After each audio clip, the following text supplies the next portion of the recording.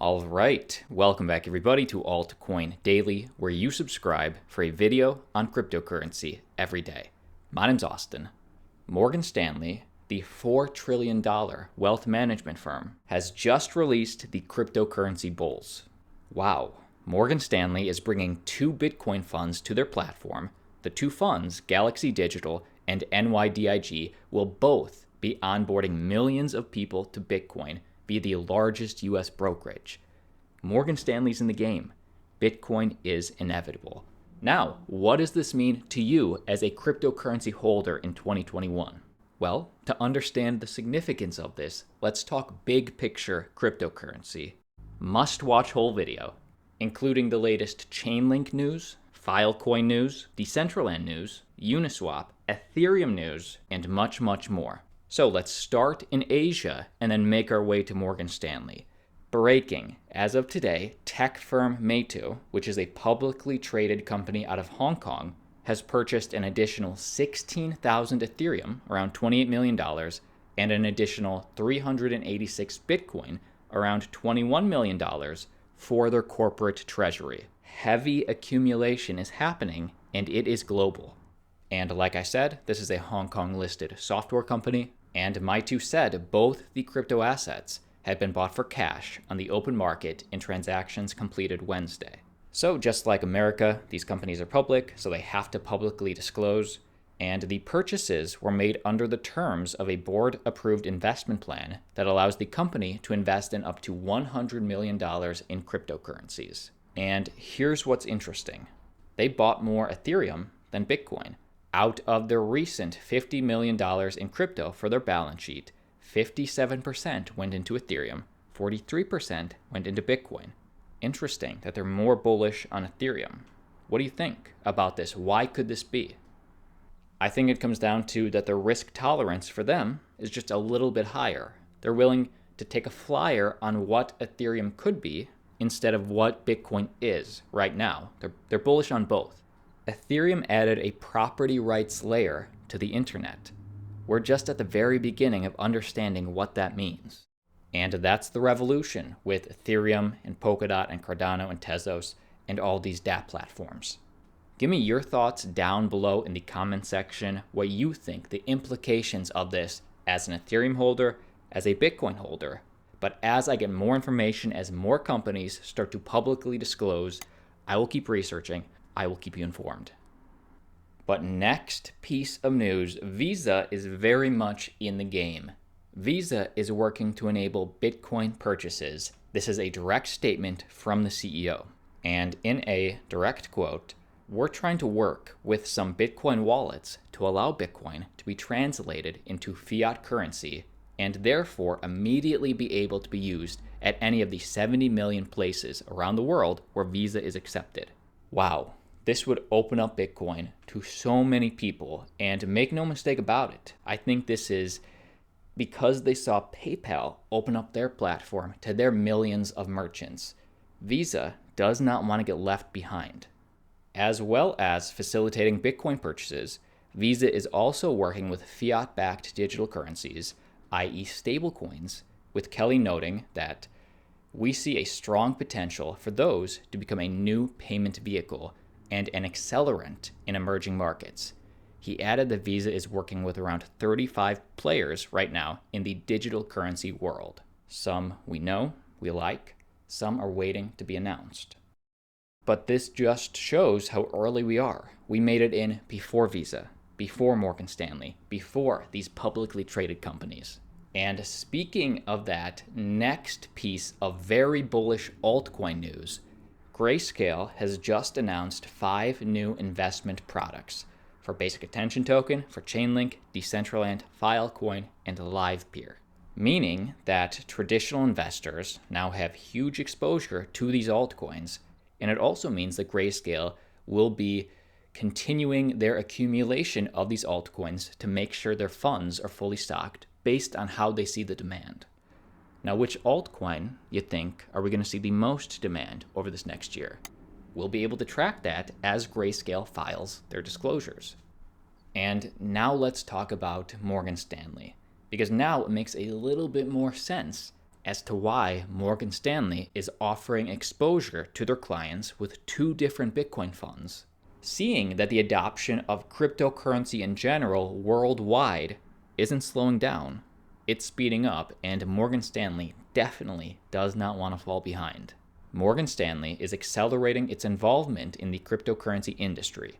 According to a CNBC report, the $4 trillion wealth management firm is providing high-end clients with access to 3 funds that enable Bitcoin ownership. Interesting. So some people are saying 2 funds, some are saying 3 funds, but either way, Morgan Stanley has already been inching closer to Bitcoin in these last few months. Meaning that number 1, Morgan Stanley became a major shareholder in MicroStrategy. That was the first step. Number 2, before they got their clients in, they themselves also joined a $200 million investment in Bitcoin firm NYDIG earlier this month. And notice, after they got in, after they allocated their position, now it's okay for the high net worth individuals to get exposure to Bitcoin with 2 or 3 different Bitcoin funds. This is massive. This changes the game. Bitcoin, in so many senses, is inevitable. Mass adoption seems to be inevitable. I do want to take 45 seconds and mention sponsor of the channel, CryptoTrader.Tax, a very easy way to get your cryptocurrency taxes done. They automate the entire process. It takes less than 5 minutes. I used them last year. I will be using them this year. If you just search cryptocurrency taxes 2021, you'll see a 6-minute walkthrough / guide where I take you through the platform. I will link this down below. So whether you use Coinbase, Binance, Uniswap, it works for all exchanges. And by the way, only for you, if you are an Altcoin Daily audience member, every week, CryptoTrader.Tax is giving away a free cryptocurrency tax report. Just enter the contest, enter the giveaway down below. I will link this down below in the description. And for everybody else, feel free to use my promo code Altcoin Daily for 20% off. Check it out. Next piece of very bullish news for Chainlink. The World Bank has cited Chainlink in their blockchain interoperability paper as an example of implementation of notaries. So if you're a Link Marine, this is crazy. You'll like this. The World Bank put out a blockchain interoperability report, and if we just search Chainlink, they mentioned Ethereum, obviously, they mentioned Bitcoin, obviously, but in their oracles and notaries section, Chainlink is directly mentioned. Oracles and notaries are trusted agents between different blockchains or between a blockchain and the off-chain world.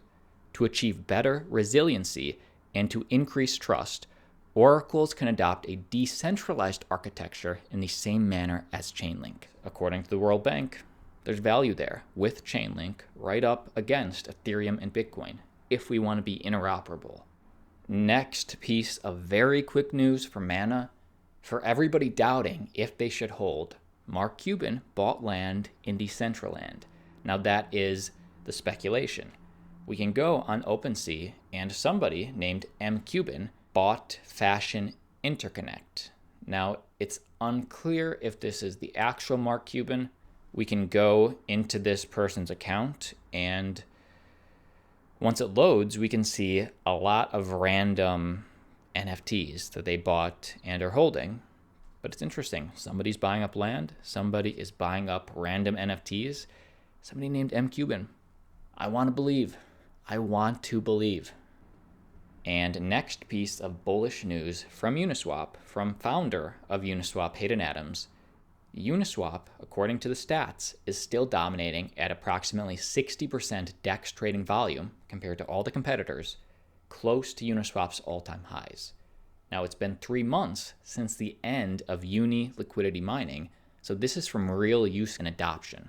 And why this matters to you? Because there was a question once Uniswap ended their liquidity mining, would everybody go to SushiSwap? Would everybody go to a competitor? Uniswap still, the leader in the game, with SushiSwap also gaining traction, but Uniswap remaining as the king. Just something to keep in mind as this bull market progresses. Now, I've heard a new and improved version of the Uniswap protocol is being announced soon. And obviously, Hayden Adams, he would know. And I would suspect this improved version would be addressing their congestion issues. probably some layer 2 Ethereum scaling in their future to ease congestion on the network. I'm going to keep my eyes open. And next piece of US cryptocurrency news, Coinbase has registered over 114 million shares ahead of their direct NASDAQ listing. So this is in preparation for their IPO at the end of this month. So this is what you should expect. Cryptocurrency exchange Coinbase has registered this 114 million shares of Class A common stock for a direct listing on the NASDAQ stock exchange. Now, at what price are these shares expected to be valued at? The updated S1 filing suggests a volume-weighted average price per share of around $343 per share based on private market transactions from the first quarter of 2021. So if you have around $340 and you trade on the NASDAQ, you could get a share. Let me know if anybody will be jumping in after the listing. But that is the video. My name's Austin. See you tomorrow. Appreciate you.